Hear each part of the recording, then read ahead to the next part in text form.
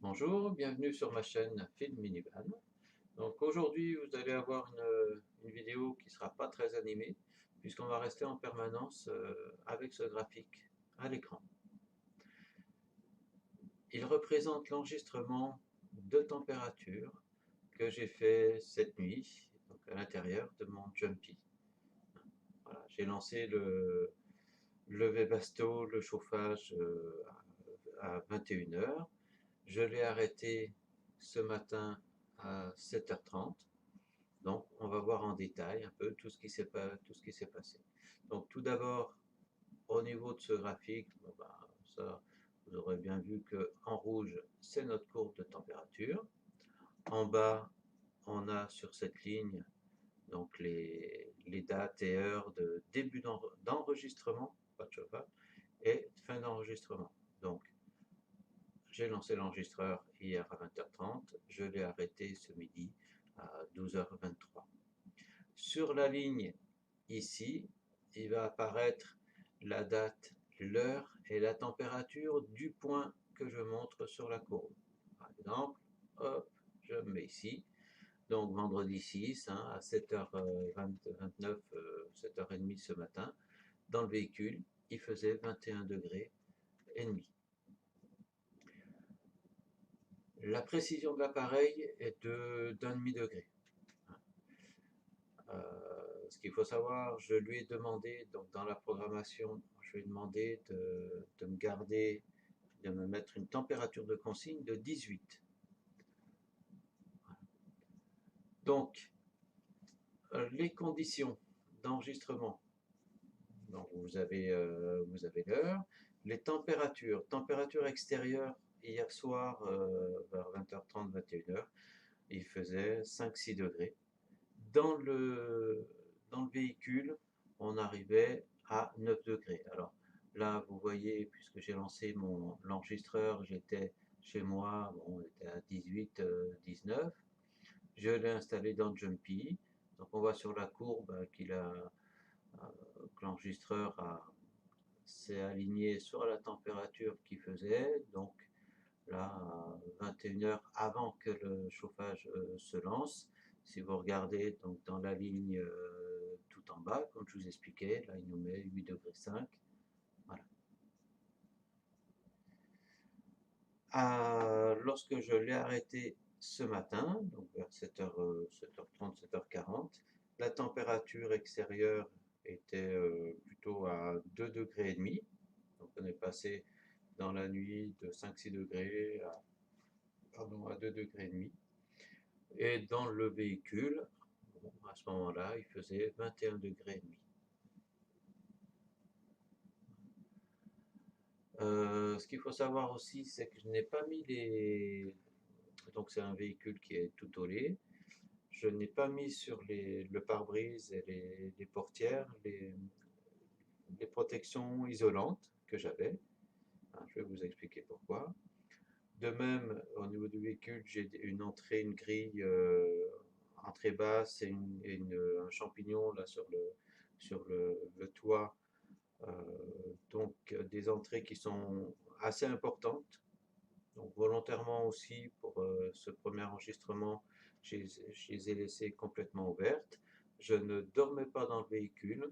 Voilà. Donc on a, cette courbe représente vraiment des conditions à l'intérieur du véhicule bon, qui ont été toujours identiques, hein. Il n'y a pas eu d'apport de chaleur autre que le Webasto.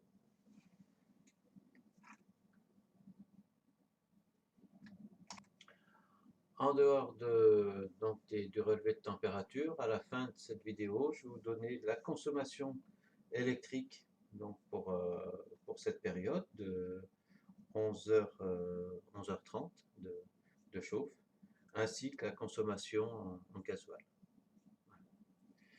Donc, on va passer en détail différents points de cette courbe. Tout d'abord, bah, je pense à la première chose que l'on voit, c'est qu'on a une courbe au niveau de la période de chauffe qui est quand même régulière.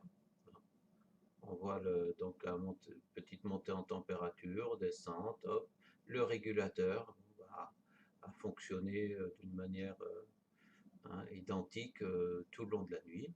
La seule chose qui tranche, c'est au démarrage, où là, pour une température consigne de 18, il est monté jusqu'à 22 degrés et demi. Sinon, tous les autres points de cette courbe, à chaque fois, le maximum a été de 21 degrés et demi et le minimum de 18 et demi. Donc ça nous fait 3 degrés. Hop, là, il n'y a vraiment pas de variation à ce niveau-là.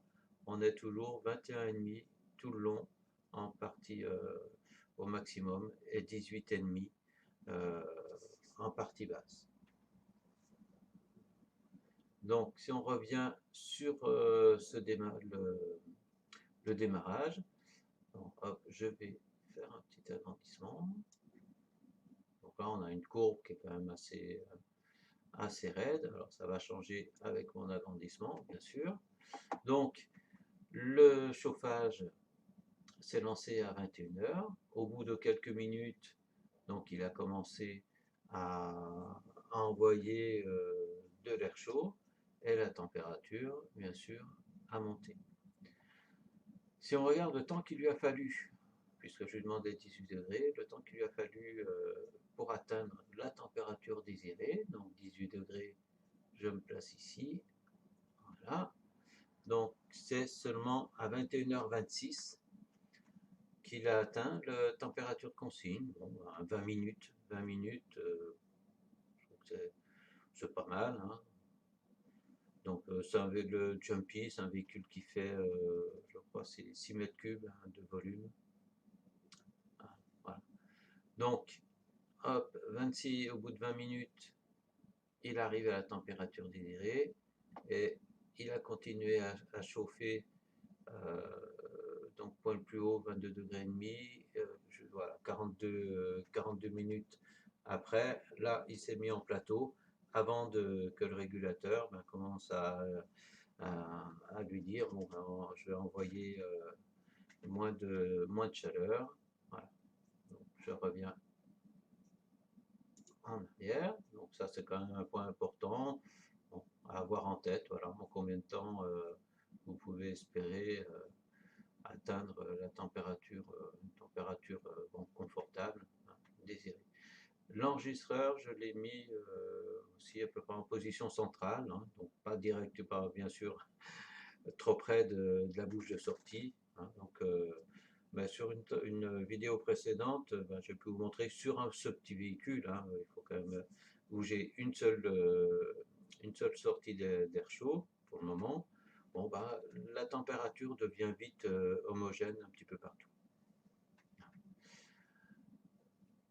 Le deuxième chose qui est intéressante, donc je vais faire un agrandissement cette fois, par exemple, voilà, d'une période, c'est de voir tous les combien. Donc on a vu la température monte assez rapidement, ensuite ça descend plus lentement.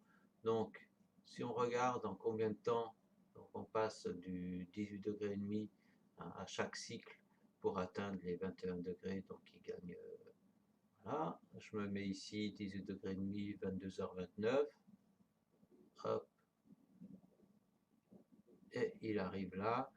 Donc il lui faut à peu près 10 minutes. Hein. J'avais regardé sur les autres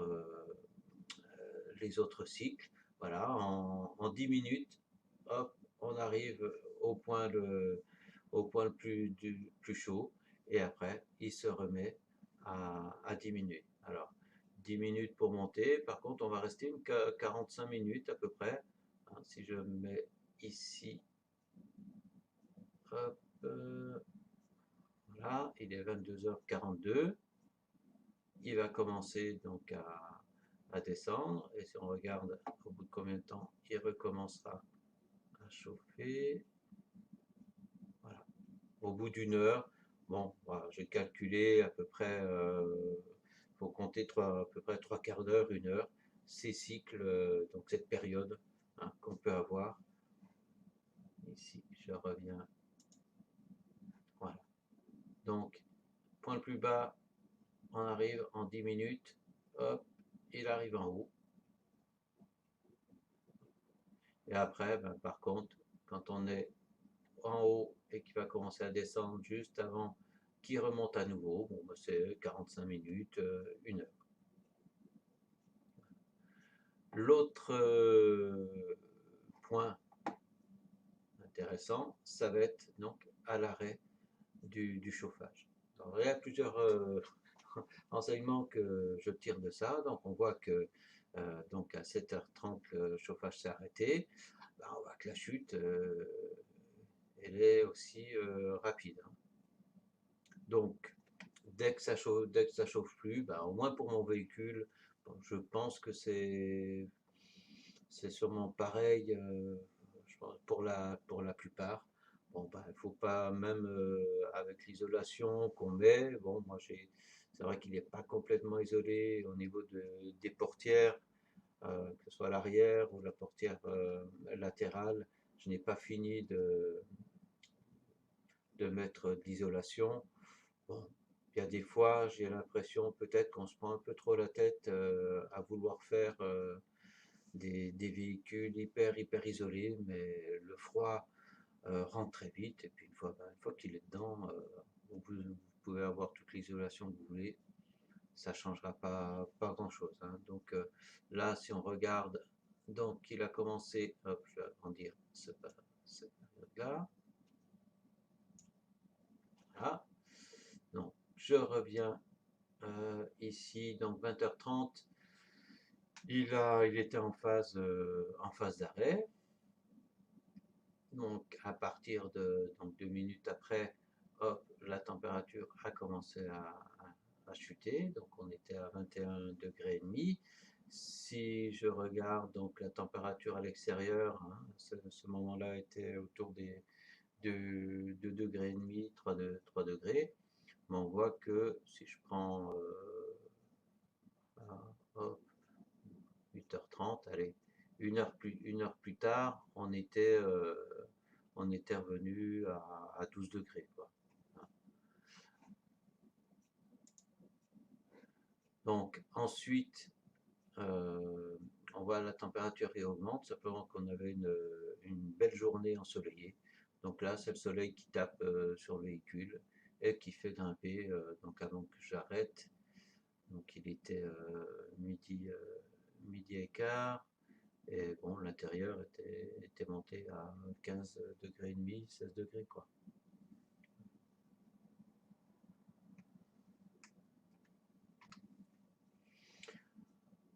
Voilà, donc ben, je verrai comme je l'ai dit, hein, avec en confinant, en protégeant un peu plus donc les vitrages, l'entrée d'air frais, on va voir si ça change énormément. Il y aura sûrement un impact, ça c'est sûr, déjà au niveau condensation sur le pare-brise. Bon, ben, j'attends d'avoir fait cet essai pour être plus sûr de moi. Donc ça, c'était pour les températures. Au niveau consommation électrique, donc pendant ces 11h30, j'ai consommé 10 ampères. Donc un peu moins d'un ampère heure. C'est ce qu'on a pu observer sur les vidéos, les autres lancements que j'ai pu faire, hein, où je vous montrais sur le contrôleur la consommation en direct. Bon, à part le démarrage où on monte à 10, 9, 10 ampères. Ensuite, on est à 1 ampère ou moins. Voilà.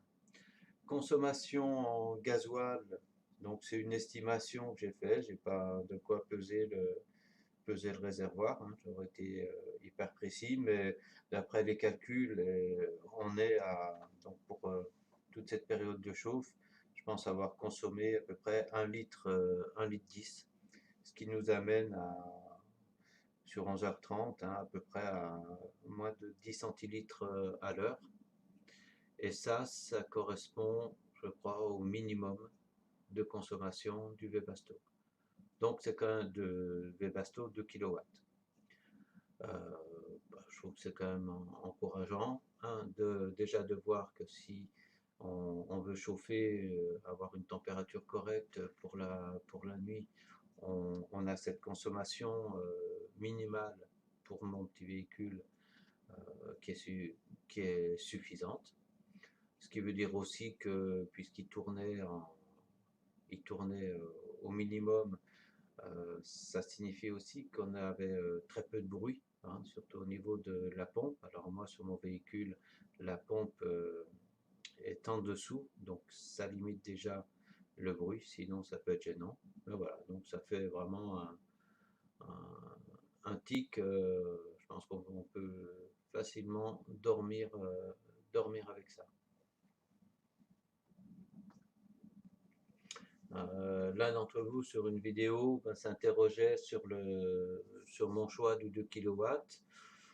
Bon, par rapport à un 5 kW, si bon, d'autres essais me confirment ce que j'en tire pour le moment, ce que je comprends au niveau du graphique.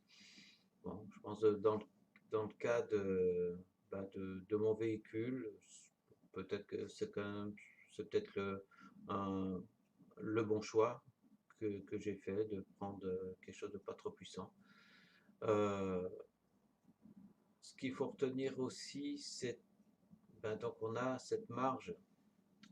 Donc là c'est au niveau donc le régulateur, lui, il va nous faire augmenter la température par rapport à la température de consigne. Ici on a 3 degrés. Avant qu'ils disent bon ben hop, j'arrête, je redescends. En journée, ces 3 degrés, excusez-moi, sont peut-être pas très importants. Par contre, pour la nuit, eh ben, ça peut être gênant. Donc je dirais qu'il faut, pour une température consigne de nuit, bon, moi qui aime bien plutôt la fraîcheur, la prochaine fois que je dormirai dedans, bah, je vais peut-être lui mettre plutôt, lui demander 17 degrés. Jusqu'à présent, puisque pour moi le van c'est nouveau, j'ai commencé seulement cet été, donc j'ai passé il n'y a pas très longtemps pour tester le Webasto, j'ai passé déjà une nuit. Et c'est vrai que, alors je sais plus si j'avais mis 18, 19, soit je voulais tester si ça chauffait bien, mais plusieurs fois en fait je me suis réveillé parce que j'étais largement au-dessus de 20. Donc voilà, peut-être pour la nuit, tenir compte même si ça semble peu, 3 degrés, mais c'est suffisant peut-être pour nous gâcher la nuit, hein. Bon, je termine avec ces dernières informations, derniers conseils. J'espère vous aurez, que ça va vous aider peut-être pour, euh, pour vos vannes, pour ceux qui viennent d'acheter ce matériel, comme quelqu'un vient de me le dire. Euh, et puis, j'essaierai de faire encore d'autres enregistrements. Voilà, cette fois, bon, in situ, moi dedans. Voilà, ce sera mieux déjà, je verrai mieux. Je vous remercie. À la prochaine fois. Au revoir.